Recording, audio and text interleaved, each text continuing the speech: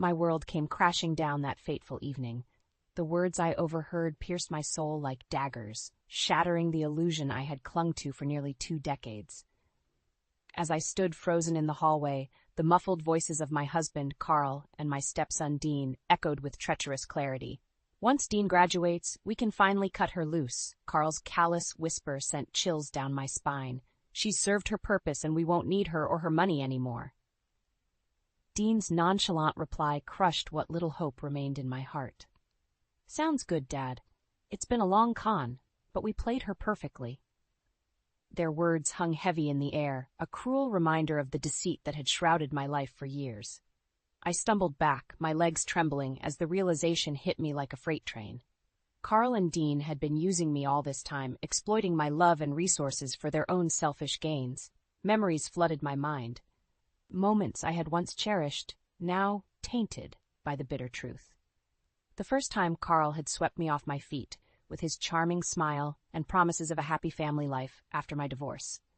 The way he had introduced me to his young son, Dean, and how I had embraced the role of a loving stepmother, determined to give them both the stability they craved. Little did I know, their affection was a mere facade, a carefully crafted ruse to lure me into their web of lies. As the years passed, the cracks in our relationship became more apparent, but I had chosen to ignore them, blinded by an unwavering commitment to our supposed family.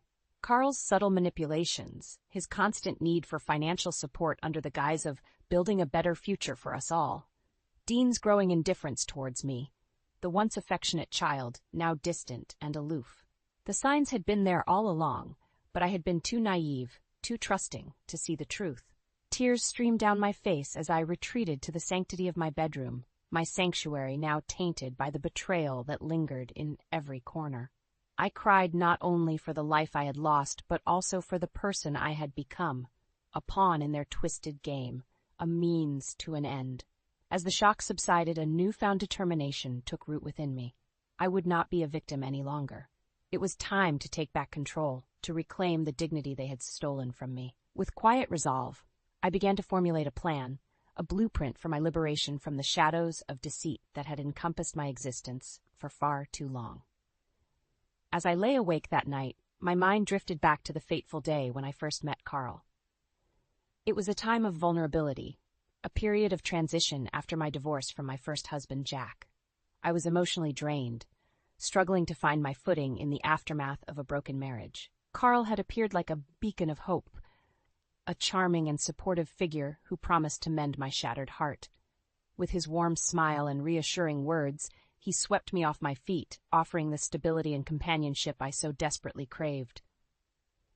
"Let me take care of you, Marla," he had whispered, his voice like velvet. "You've been through so much. It's time for you to be cherished the way you deserve." Blinded by his charisma and my own vulnerability, I had fallen for his act hook, line, and sinker.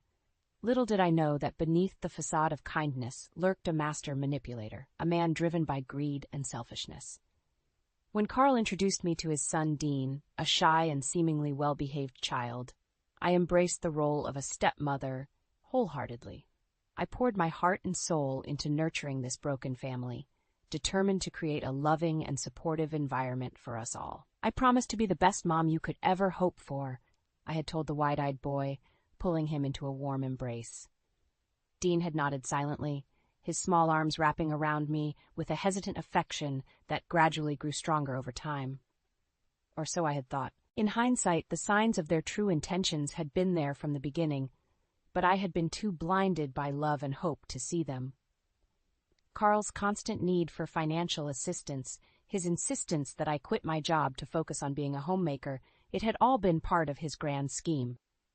"A happy family needs a strong foundation," he would say, his eyes gleaming with what I now recognize as pure manipulation. "Let me handle the finances, darling. Your role is to create a loving home for us." And like a fool, I had fallen for his lies, sacrificing my career and independence to cater to his every whim. As for Dean, his transformation from a seemingly affectionate child to a cold and indifferent young man had been gradual yet unmistakable. The once loving hugs and eager conversations had given way to curt nods and disinterested grunts. "Leave him be," Carl would say whenever I expressed concern. He's just going through a phase. Boys will be boys. But the truth was far more sinister than I could have ever imagined. Dean's detachment was not a phase, but a calculated move, a part of the grand deception orchestrated by him and his father.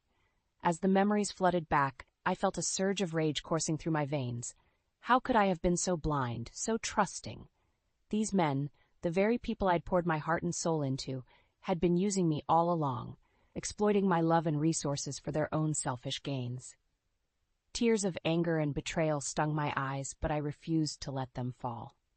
No more tears, I vowed. From this moment on, I would fight back, reclaiming the life and dignity they had stolen from me. The scales had fallen from my eyes, and I would not rest until justice was served. In the days that followed my devastating discovery, I found myself hyper-aware of every interaction, every word uttered by Carl and Dean. What had once been mere background noise now carried weight, each statement and action a potential clue to the depths of their betrayal. It was during one of our family dinners that the first crack in their facade appeared.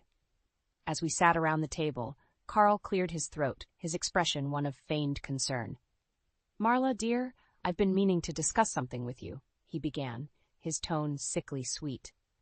"It seems our finances have taken a bit of a hit lately, and I may need to dip into your savings to keep us afloat." My heart sank at his words, but I maintained a calm exterior, determined not to reveal the tempest raging within me. "Of course, honey," I lied, forcing a smile. "Whatever you need to do to keep our family secure." Dean remained silent throughout the exchange, his eyes downcast as he shoveled food into his mouth, seemingly disinterested in the conversation. Little did they know that I had already begun my own investigation, meticulously combing through our financial records and uncovering a trail of deception that stretched back years. Carl's investments and business ventures, all smoke and mirrors, designed to siphon my hard-earned savings into his own pockets. As the days progressed, the instances of their disregard for my well-being became more blatant. Carl would frequently dismiss my concerns with a wave of his hand, while Dean would openly ignore my attempts at conversation, preferring to bury his nose in his phone or disappear into his room for hours on end. "He's just going through a phase," Carl would repeat, his worn-out excuse falling flat against the weight of my newfound skepticism. It was during one of these tense silences that I stumbled upon the final piece of the puzzle, a stack of legal documents, buried beneath a pile of Carl's papers. My heart raced as I pored over the pages, my suspicions confirmed in black and white. Carl had been meticulously manipulating the paperwork, attributing my assets and investments to his name, effectively stripping me of my financial independence and autonomy. It was a calculated move, a slow and steady erosion of my resources, all in preparation for the day when he and Dean would finally cut me loose, as they had so callously put it. In that moment, any lingering doubt I harbored evaporated. These men, the very people I had loved and trusted, were nothing more than parasites, feeding off my generosity and love for their own selfish gains. As I clutched the damning documents in my trembling hands, a newfound resolve took root within me. I would no longer be a victim, cowering in the shadows of their deceit. It was time to take action, to reclaim what was rightfully mine, and exact a fitting retribution upon those who had so cruelly betrayed me. With steely determination, I began to document every encounter, every conversation, and every financial transaction. I would build an ironclad case against them, leaving no room for doubt or denial. And when the time was right, I would strike, unleashing the full force of my fury upon these traitors who had dared to call themselves family. With each passing day, the emotional and financial strain of living under the same roof as my deceivers grew more oppressive. Carl's demands for money became increasingly frequent, his excuses more flimsy and transparent. "Business has been slow, sweetheart," he would say, his hand resting on my shoulder in a mockery of affection. "I need to dip into our savings again to keep things afloat." I would nod silently, my jaw clenched, as I watched him siphon away my hard-earned nest egg, feeding his insatiable greed with callous disregard for the future I had envisioned for myself. Dean, for his part, remained aloof and indifferent, his nose perpetually buried in his phone or his attention focused on his studies. It was as if he had already written me off, discarding me like a used toy in anticipation of the day when I would no longer serve his purposes. It was during one of these tense encounters that I made a decision that would set in motion a chain of events from which there would be no turning back. Quietly, without arousing suspicion, I sought out legal counsel, determined to understand my rights and options. The lawyer's name was Jacob, a sharp-eyed man in his late 40s with a no-nonsense demeanor that instantly put me at ease. As I poured out the sordid details of my situation, his expression remained impassive, though a flicker of sympathy crossed his features. "What you're describing is financial abuse, plain and simple," he said, his voice low and grave. "But you have options, Mrs. Carter. We can help you reclaim what's rightfully yours and protect your interests moving forward." With Jacob's guidance, I began to meticulously document every encounter, every conversation, and every financial transaction. I installed hidden cameras and voice recorders, capturing the evidence I needed to build an ironclad case against Carl and Dean. The process was emotionally draining, but I persevered, fueled by a burning desire for justice and retribution. I would no longer be the meek, trusting fool they had taken me for. I was a woman reborn, a phoenix rising from the ashes of their deceit. As the weeks ticked by, the tension in our household became palpable, a suffocating miasma of distrust and resentment. Carl grew increasingly agitated by my newfound distance, his once smooth facade cracking under the weight of his own paranoia. "What's gotten into you lately, Marla?" he would demand, his eyes narrowed with suspicion. "You've been acting strange, distant." I would simply shrug, offering a placating smile that concealed the fury simmering beneath the surface. "Just tired, that's all," I would lie, relishing the flicker of doubt that crossed his features. Dean, too, began to take notice of the shift in our dynamic, his brow furrowed in confusion as he observed the subtle power struggle unfolding before his eyes.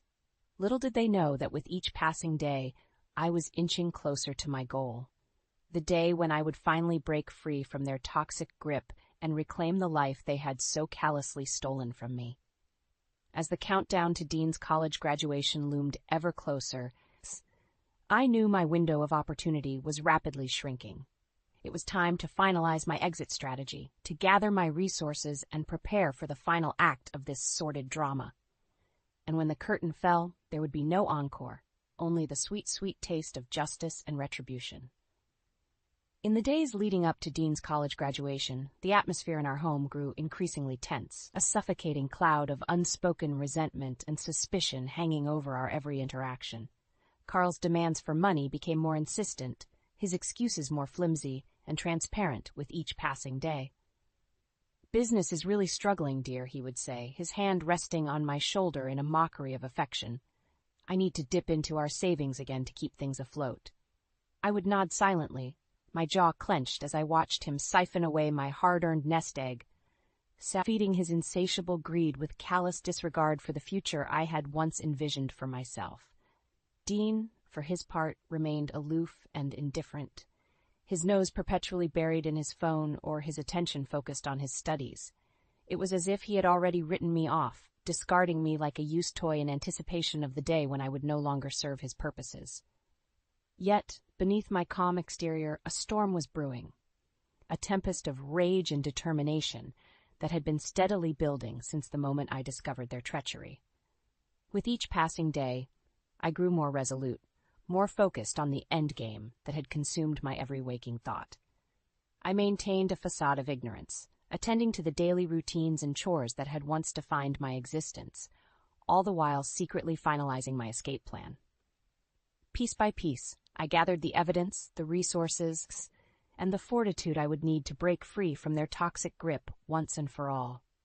As the date of Dean's graduation drew ever closer, I could sense Carl's excitement growing, his eyes alight with a gleam of smug satisfaction that made my skin crawl.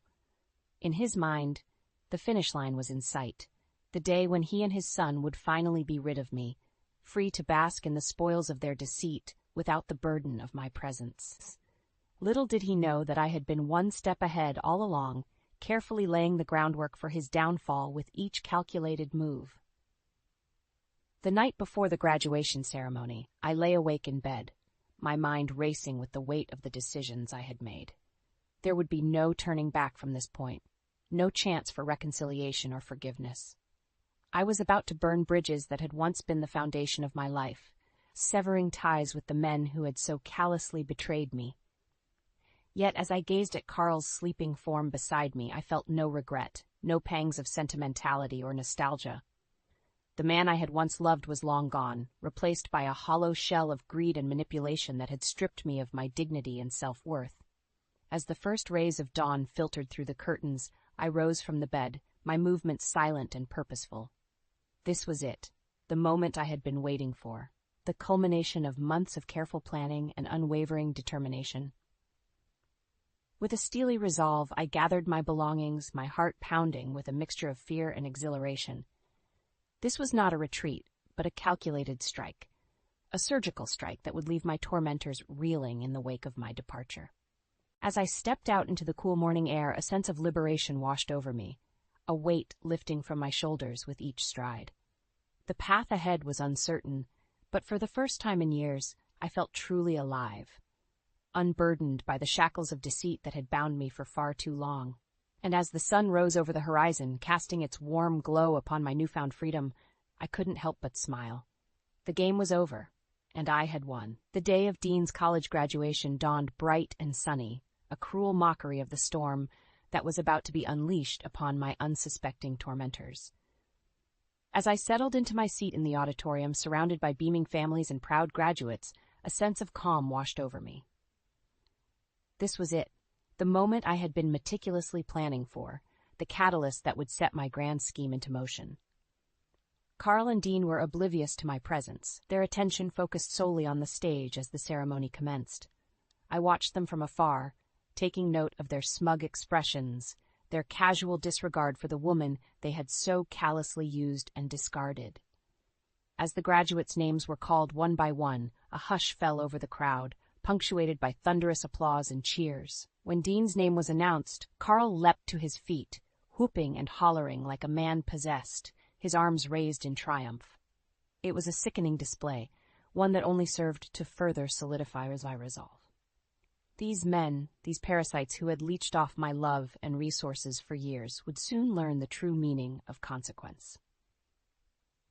As the ceremony drew to a close and the graduates filed out, I remained rooted in my seat, my heart pounding with a mixture of anticipation and adrenaline. Carl and Dean made their way towards the exit, deep in conversation, their faces alight with smug satisfaction. It was then that I made my move.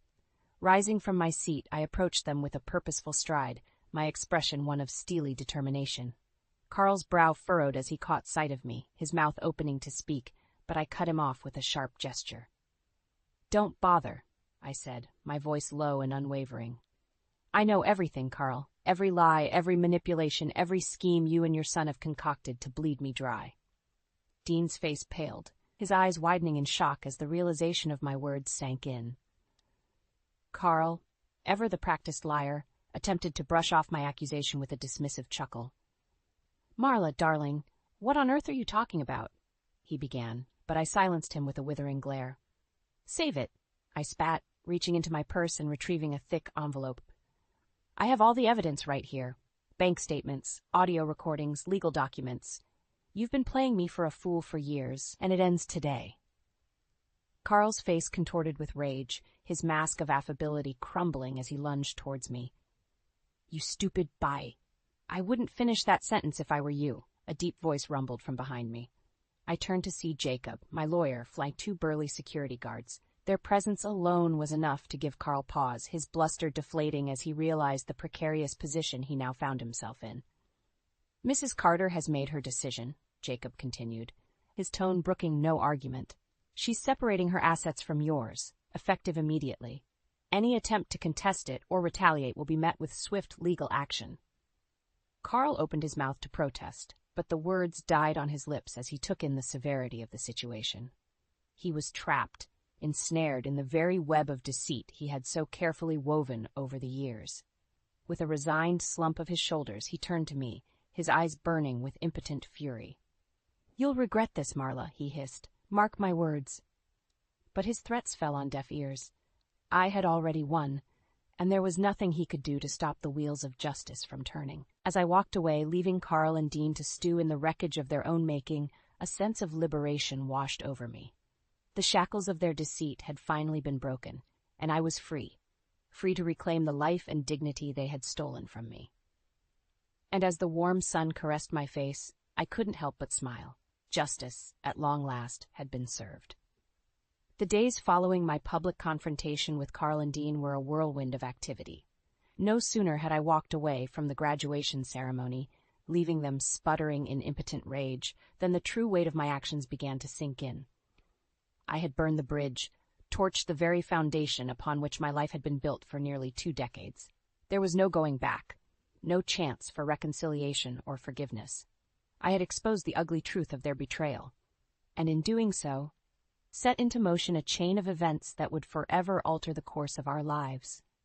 It was late that evening when my phone rang, the familiar number flashing on the screen like a harbinger of the storm to come. With a steadying breath, I answered, steeling myself for the onslaught. "You've made a grave mistake, Marla." Carl's voice crackled through the receiver, laced with a barely contained fury that sent a shiver down my spine. "Did you really think you could just walk away like that, after everything we've built together?" I scoffed at his words, my resolve unwavering. "We built nothing, Carl. It was all a lie, a carefully constructed facade designed to bleed me dry. But the game is over now, and I've won." His response was a guttural growl, a primal sound that betrayed the depths of his rage. "You think you've won? You stupid, naive woman. You have no idea what you've done, what you've cost me and my son." I could picture him pacing like a caged animal, his knuckles white with the strain of gripping the phone. "I'll make you pay for this, Marla. Mark my words, I'll make your life a living hell." A bitter laugh escaped my lips, the sound foreign and unfamiliar even to my own ears. "Is that a threat, Carl? Because if it is, you'd better be prepared to back it up. I have a team of lawyers and enough evidence to bury you and your precious son for what you've done." There was a moment of silence, a pregnant pause that hung heavy between us. Then a low chuckle, dripping with disdain. "You really think you've got it all figured out, don't you? Well, let me tell you something, sweetheart. This isn't over. Not by a long shot. You may have won the battle, but the war has just begun." With that ominous declaration, the line went dead, leaving me to ponder the weight of his words. Was it merely a hollow threat, the desperate bluster of a man backed into a corner? Or was there truth to his vow, a promise of retaliation that would haunt my every step? In that moment, I realized that my journey was far from over. The road ahead would be fraught with challenges, with battles to be fought and demons to be faced. But I was no longer the meek, trusting woman who had been so easily manipulated and exploited. I was a warrior, forged in the fires of betrayal and tempered by the hard-won lessons of life. And as I set about the task of rebuilding my life from the ashes of their lies, I vowed to face whatever came my way with the same steely resolve that had carried me this far. The first order of business was to sever the remaining ties that bound me to Carl and Dean, to excise their toxic influence from every corner of my existence. I reached out to mutual friends and family members, laying bare the sordid truth of their schemes and the depths of their deceit. The reactions were a mixed bag. Some expressed shock and disbelief, while others admitted to harboring suspicions all along. But one thing was clear. The facade had been shattered, and Carl and Dean were left exposed, their true natures laid bare for all to see. As word spread like wildfire through our once tightly knit social circle, the backlash was swift and severe. Friendships were severed, invitations rescinded, and the once respected father and son found themselves ostracized, cast out from the very community they had sought to exploit. It was a harsh punishment, but one that paled in comparison to the pain and suffering they had inflicted upon me. As I watched their world crumble around them, a sense of vindication washed over me, a heady cocktail of relief and triumph that left me feeling both empowered and humbled. For in the end, justice had been served, not by my hand alone, but by the collective weight of truth and consequence. And as I turned my gaze towards the future, a future free from the shackles of their deceit, I knew that no matter what challenges lay ahead, I would face them head-on, unbowed and unbroken. The months that followed my escape from Carl and Dean's clutches were a whirlwind of change and self-discovery. With their toxic influence finally excised from my life, I found myself embarking on a journey of rebirth, shedding the shackles of my past like a snake shedding its skin.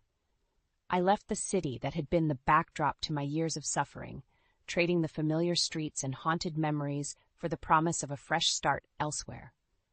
In a new town, with new surroundings, I felt a weight lift from my shoulders, a weight I hadn't even realized I'd been carrying until it was gone. Gone were the constant reminders of my betrayal, the whispers and sidelong glances that had dogged my every step in the aftermath of my confrontation with Carl and Dean. Here, in this unfamiliar place, I was free to reinvent myself, to reclaim the person I had been before their deceit had tainted my very existence. And so, I threw myself headlong into the task of rebuilding, pouring my energy and focus into rediscovering the passions and ambitions that had once defined me. I returned to the workforce, taking a job that reignited the flames of my long-dormant career aspirations. With each day, I felt myself growing stronger, more confident, more alive. It was during this period of rebirth that the news reached me, a whisper on the grapevine that quickly grew into a roar of schadenfreude. Dean, the once promising young man whose future had been the centerpiece of his father's machinations, had dropped out of college. The reasons were murky, but the underlying truth was clear. Without my financial support, without the steady stream of resources they had so callously exploited, their grand plans had crumbled to dust. The very future they had sought to secure through deceit and manipulation had slipped through their grasping fingers, undone by their own greed and hubris.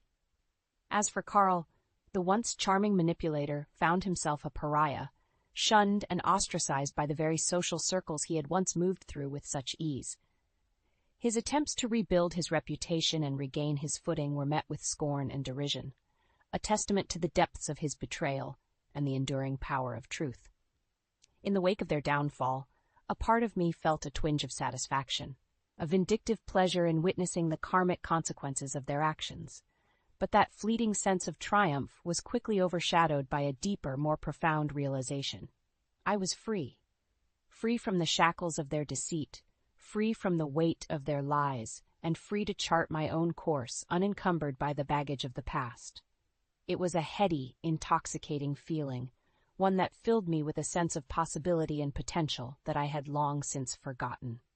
As the months turned into years, the details of my ordeal began to fade, the sharp edges of pain and betrayal softening into the hazy recollections of a life left behind. Carl, once the center of my universe, became little more than a footnote in the grand narrative of my existence, a cautionary tale, a reminder of the depths to which the human heart can sink when consumed by greed and selfishness.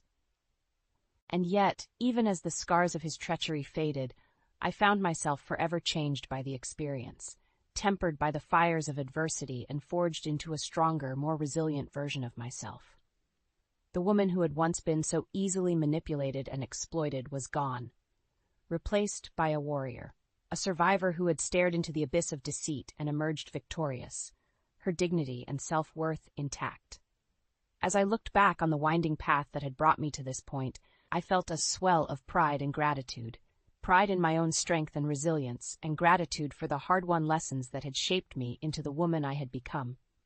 And as I turned my gaze towards the future, a future brimming with possibility and promise, I couldn't help but smile. For in the end, it was not Carl or Dean who had emerged triumphant, but me, the woman who had dared to stand up to their lies and reclaim her life, one courageous step at a time.